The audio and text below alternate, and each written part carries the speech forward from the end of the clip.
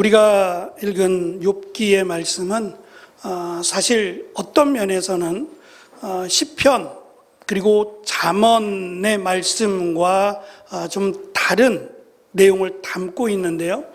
욥기서는 저희가 매주 수요일마다 30번에 걸쳐서 최근에 전도서 전에 말씀을 나누었습니다. 저는 개인적으로 굉장히 많은 은혜와 도전을 받은 말씀 가운데 하나였고요.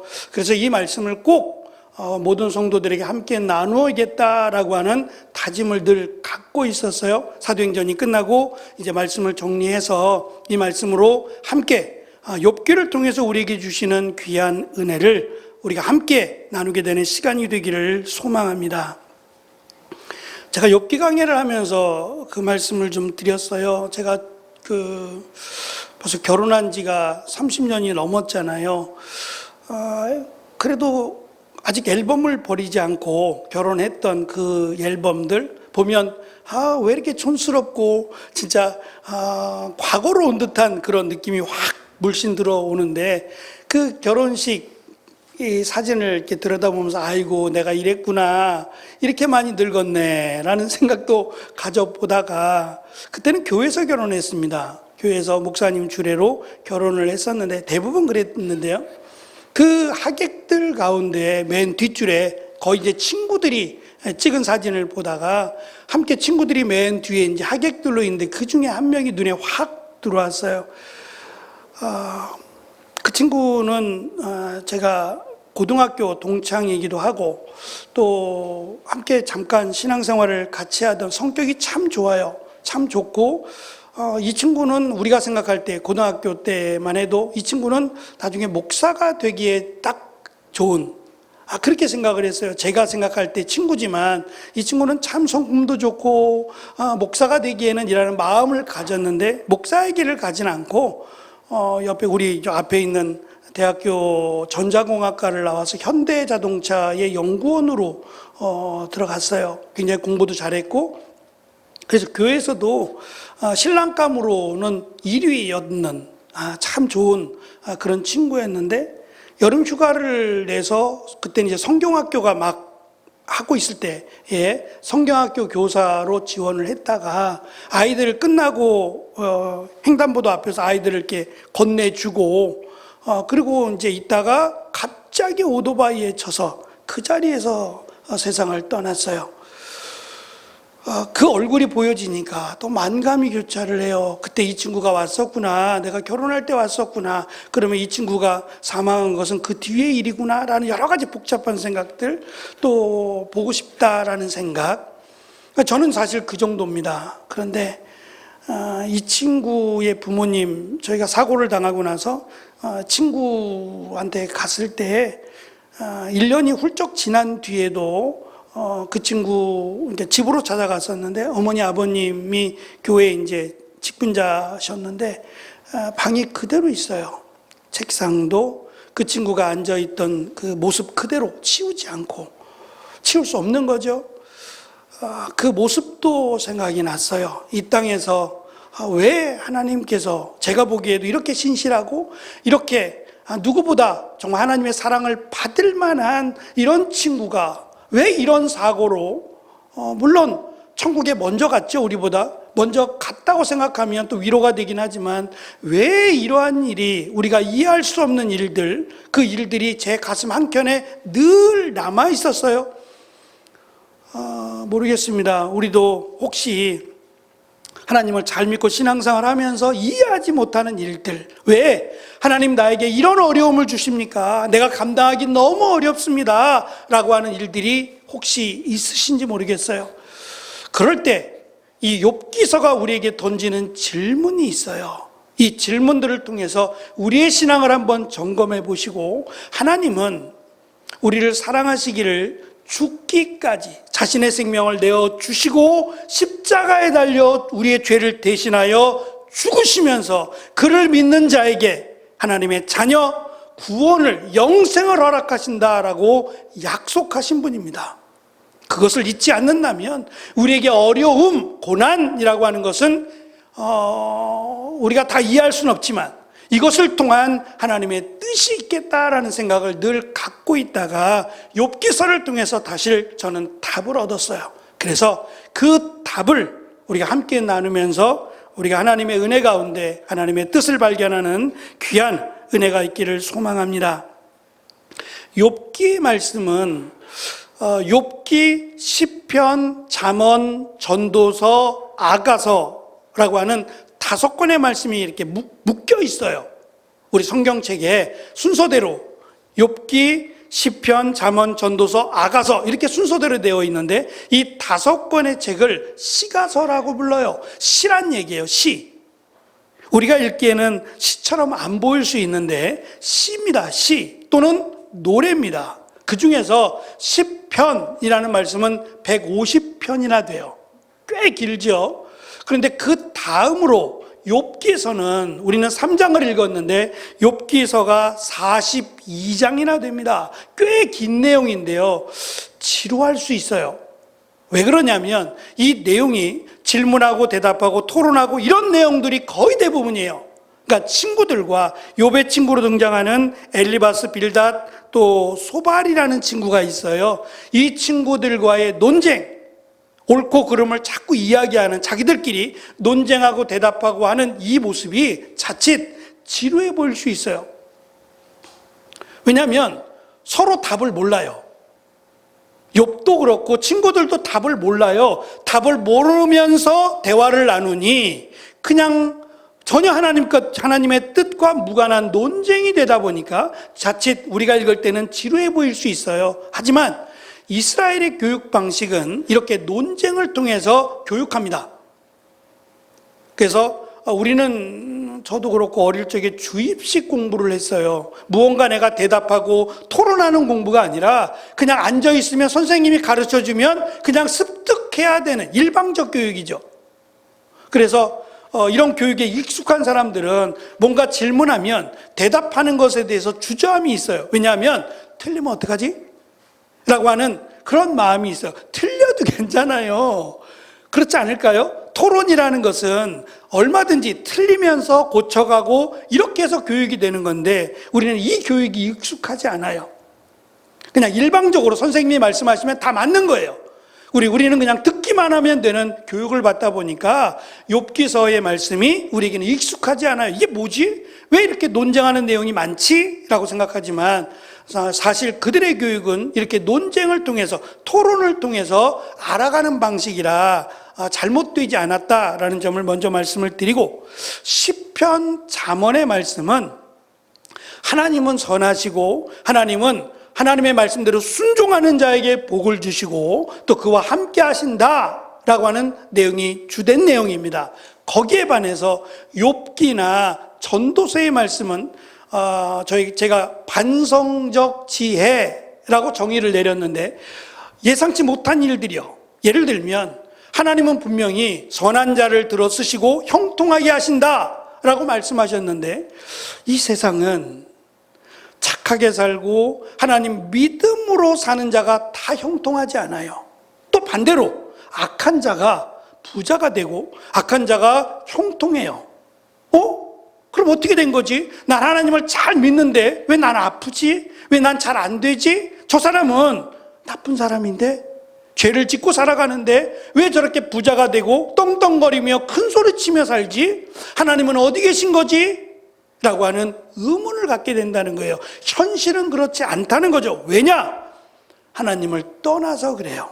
이 세상이 죄악이 되니까 하나님을 공경하지 않고 하나님을 두려워하지 않으니까 내 마음대로 자기의 소견에 옳은 대로 살아가니까 하나님의 법이 무너져 버린 듯한 느낌을 받는 거예요. 잘못된 게 아니에요. 이 세상이 그렇다는 겁니다. 이 세상이 죄악되어서 그렇게 흘러가고 있어요.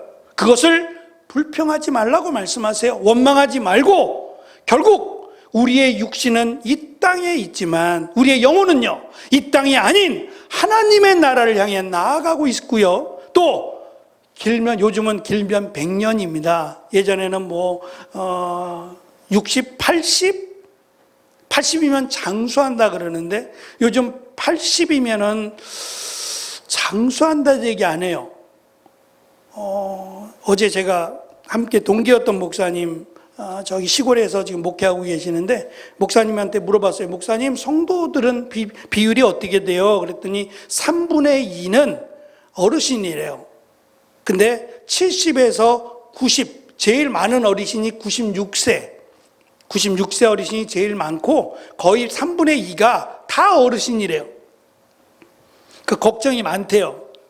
젊은 사람들도 없고 애기도 안 나니까 점점 이러다가는 큰일 나겠다라는 생각을 갖고 있대요. 어쨌든 이제는 100세 시대입니다. 100세. 문제는 이 100세가 글쎄 제가 지난번에도 잠깐 여쭤봤는데 100년 참 길죠. 우리 청년들 생각하면 100세나요? 라고 생각할지 모르겠어요.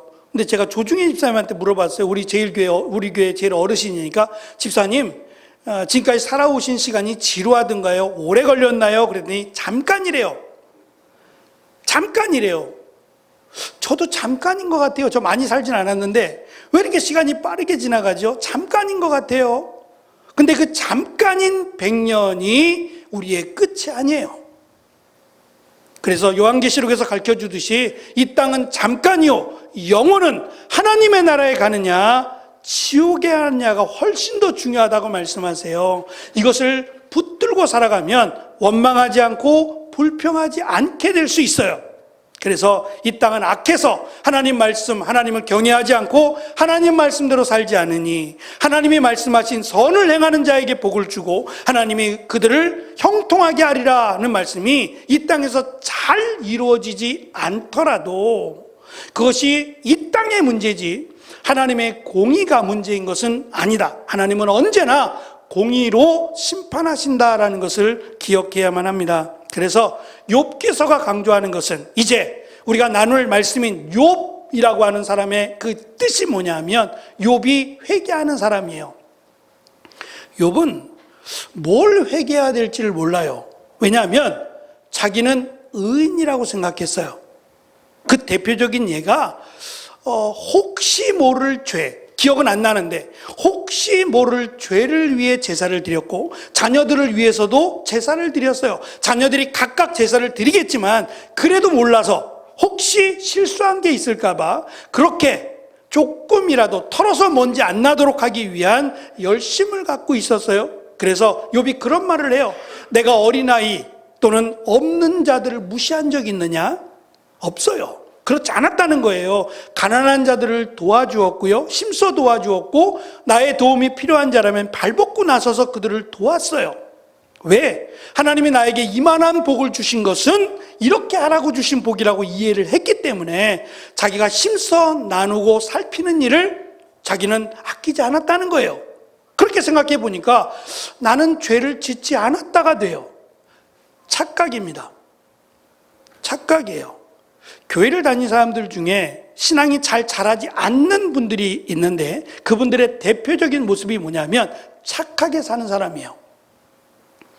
착하게 살고 법이 없어도 살 만큼 착하게 사는 사람들은 하나님이 나의 죄를 대신하여 죽으시고 나는 죄인입니다라는 고백을 잘 못해요. 그러면 예수님이 이 땅에 오신 이유가 없어요. 내가 죄를 짓지 않았는데 예수님이 왜 내 죄를 대신하여 십자가에 달려 죽으셨겠어요? 그럼 예수님 오시지 않아도 되는 거예요. 이게 무지입니다. 욥기서가 이 부분을 강조해요. 욥은 스스로 의로운 자라고 생각했어요. 그리고 하나님은 욥은 1장부터 시작부터 욥은 의로운 자라라고 가르쳐줘요. 하나님이 보시기에 말입니다. 하나님이 보시기에 그를 의롭다라고 칭해 주신 것이지 그가 진정한 의인이라고 말할 수 없어요. 어느 누구도 인간은 의인이 될 수 없어요.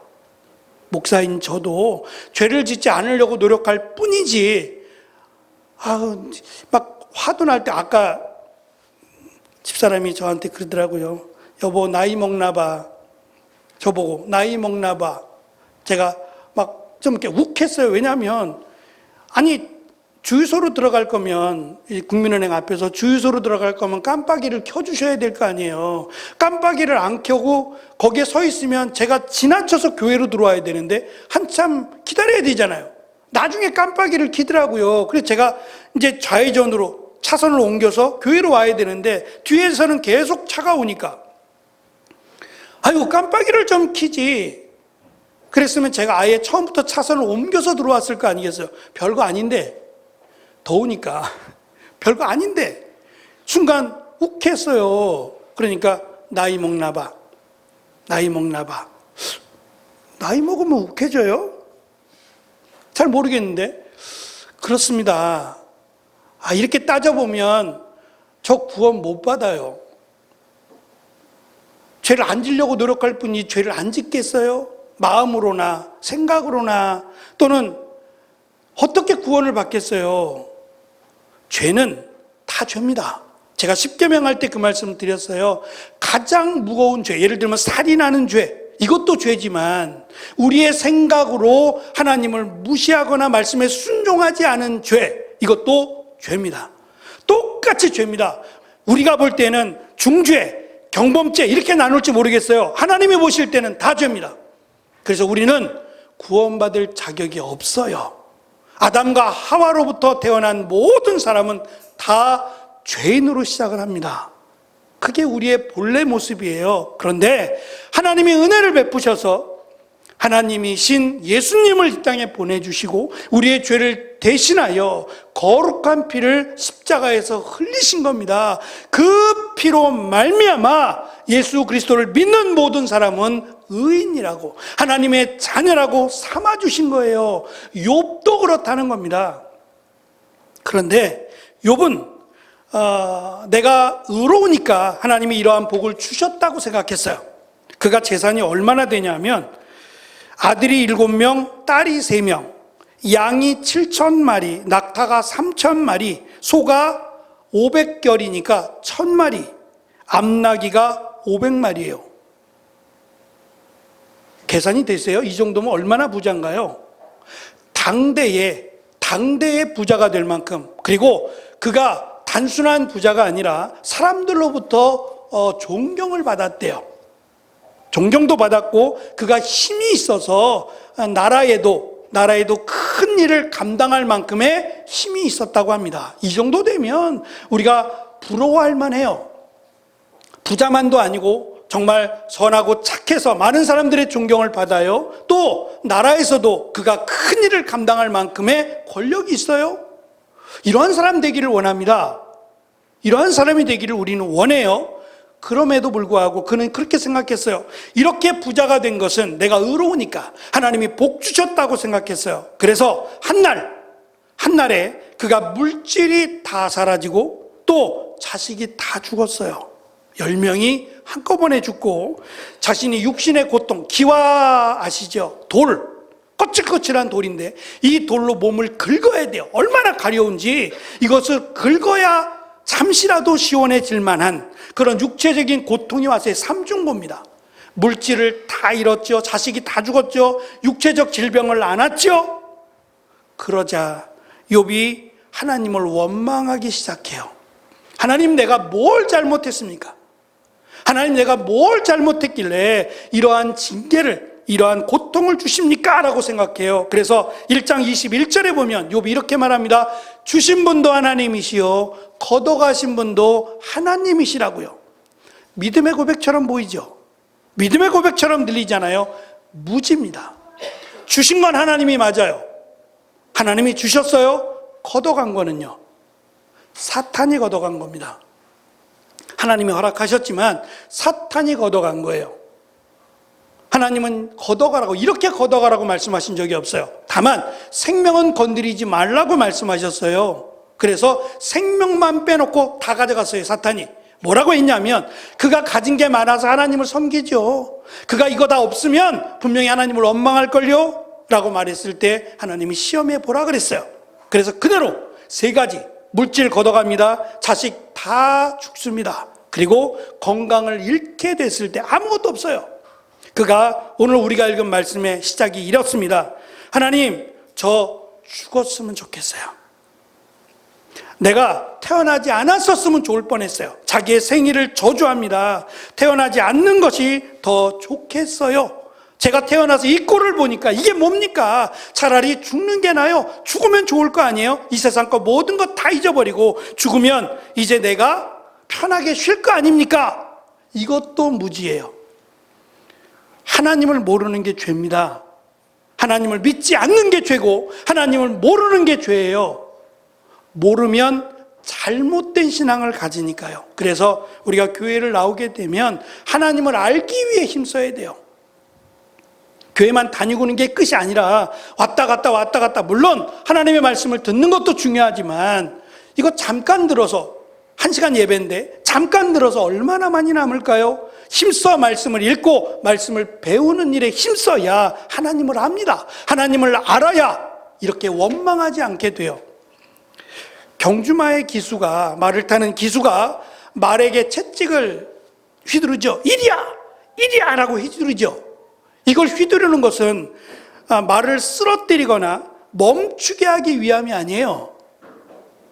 채찍을 휘두르는 것은 말이 더 잘 달리도록 자극을 주는 거예요.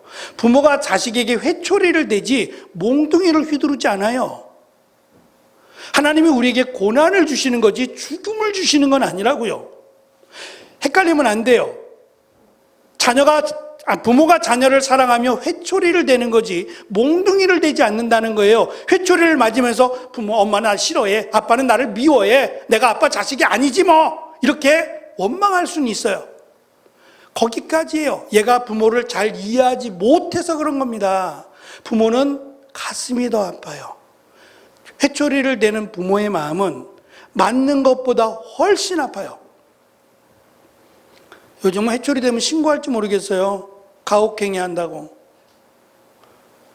그래서 애들이 되바라지는지도 몰라요.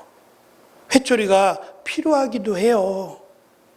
근데 아이는 아프다고만 하지만 부모의 마음은 훨씬 아파요.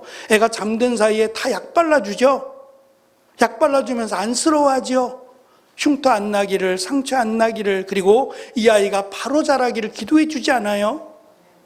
마찬가지입니다. 하나님은 고난을 통해서 우리를 망가뜨리려고 하는 게 아니라 이 고난이라고 하는 시험 또는 징계를 통해서 우리가 하나님을 바로 알고 하나님을 떠나가지 않도록 하기 위함이라는 것을 기억해야 됩니다. 그래서 42장 끝쪽에 가면 이게 목적은 아닌데 욥이 2배의 축복을 받아요.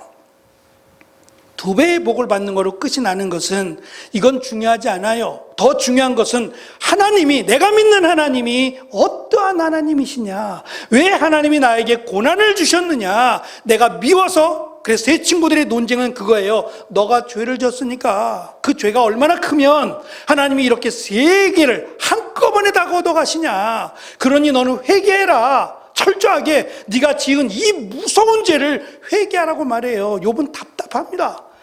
내가 기억이라도 남은 회개하겠다, 안 하겠다는 게 아닌데 아무리 생각해도 이해할 수 없다. 그러면서 말하기를 하나님은 변덕장이다. 하나님은 악한 자도 축복하시고 선한 자도 축복하시고 이랬다 저랬다 하시는 분이다. 이렇게 말을 해요. 하나님을 모르면 우리의 신앙이 바르게 자라지 않아요. 그래서 우리가 건강하게 잘 자라려면 하나님의 말씀을 우리의 입에, 우리의 지식에 담기 위해서 애써야 됩니다. 그 대표적인 말씀이 욥기서가 될 겁니다. 욥이 말한 죽음을 통해서 모든 고통에서 해방되리라고 말하지만 그렇지 않아요. 죽음은 끝이 아닙니다. 그렇게 죽으면 우리는 하나님의 나라에 들어가지 못합니다. 많은 사람들이 자살을 택하시는 분들이 있어요. 얼마나 힘들면, 그렇죠? 얼마나 힘들면 이 고통을 끝내겠다라고 말하지만 끝나지 않습니다. 이 땅에서의 육신적 고통은 끝날지 모르지만 영원한 고통이 남아있어요. 절대 죽음은 우리를 평안으로 인도하지 않습니다. 그래서 예수님은 나누었어요. 믿음 있는 자의 죽음은 잔다라고 말씀하세요. 잔다라고 말씀하세요. 자는 거 두렵지 않죠? 자고 싶잖아요. 피곤하고 힘들면. 마찬가지로 이 땅에서 우리가 너무 힘들고 괴로워요. 그러면 쉬고 싶어요. 쉬고 싶은 겁니다. 자는 겁니다. 그러면 일어나라, 아침에 돼서 일어나라 라고 깨우는 것처럼 우리를 깨워주시고 우리를 하나님의 나라로 인도하신다는 거예요. 끝까지 믿음을 지키는 자는, 끝까지 믿음을 지키는 자는 이 땅에서는 고난을 받아요. 그래서 심지어는 믿음 때문에 순교당하는 이도 있고요, 믿음 때문에 사자의 밥이 되는 경우도 있어요. 그럴지라도 우리의 영혼은 결단코 저들이 빼앗을 수 없습니다. 그리고 우리는 새 옷을 입을 거예요. 육신의 헌옷을 벗고, 늙어가는 이 옷을 벗고 영원히 늙지 않는 가장 아름다운, 여러분들이 바라고 소망하는 그 나이 때, 저는 그렇게 바라요. 그 나이 때 가장 온전하고 가장 아름다운 모습의 옷을 입고 하나님의 나라에 들어가 영원히 살게 될 겁니다. 그것을 소망하면 이 땅에서의 고난은 잠깐의 고난이고, 이 우리가 다 이해할 수 없어요. 고난을 어떻게 다 이해하겠어요? 정도가 있겠지만 이 고난보다 더 큰 하나님의 은혜, 이것이 회초리가 될지언정 몽둥이가 아니라는 사실을 기억하고, 하나님은 우리가 다 이해할 수는 없어요. 그 뜻을 어떻게 이해하겠어요? 가장 중요한 것은 우리를 사랑하신다는 건 변함이 없어요. 그래서 우리가 욥기를 통해서 하나님은 우리를 얼마나 사랑하시는지, 그리고 하나님이 욥을 깨닫게 하세요, 내가 누군지 가르쳐 주시는 내용을 통해서 하나님을 알아가고, 또 하나님이 고난을 주신 것이 하나님의 심판과 저주가 아니라 징계와 시험이다, 이것을 통해서 오히려 하나님을 더 가까이 만납니다. 그래서 마지막 42장 말씀드린 2배나 되는 축복이 없어도 욥은 이제서야 행복합니다. 부자가 되었으니까 행복한 게 아니에요. 그건 하나님이 덤으로 주는 거지. 하나님을 알아서 욥은 행복합니다. 그래서 나중에 끝쪽 가서 욥이 회개합니다. 뭐라고 회개하냐면, 내가 잘 알지 못하면서 무지한 말로 하나님의 이치를 어둡게 한 것, 다시 말하면 하나님을 이러쿵저러쿵 평가한 거 잘못했습니다. 하나님은 변화지지 않으시는 영원하신 하나님, 내가 다 이해할 수 없는, 인간의 지식으로는 헤아릴 수 없는데 마치 내가 아는 것처럼, 내가 의인인 것처럼 착각하고 하나님을 평가했던 것을 회개합니다. 내가 다 이해하지 못한다 할지라도 하나님을 믿는 믿음, 그리고 끝까지 기도하며 하나님의 은혜를 구하는 자가 되겠습니다 라고 하는 것이 욥의 고백입니다. 이 귀한 고백이 특별히 어려움에 처한 이들에게, 그리고 하나님은 회복시키시고 치료하실 뿐만 아니라 육체의 질병이 다 나았잖아요, 순식간에. 이 고난이라고 생각하고 이것이 하나님의 은혜 가운데 믿음으로 회복되어지고 치료되어지는 귀한 역사가, 또 하나님을 온전히 믿음으로 하나님이 주시는 위로와 평강이 우리에게 가득한 욥기를 함께 나누는 귀한 은혜의 시간이 되시기를 소망합니다. 기도하겠습니다.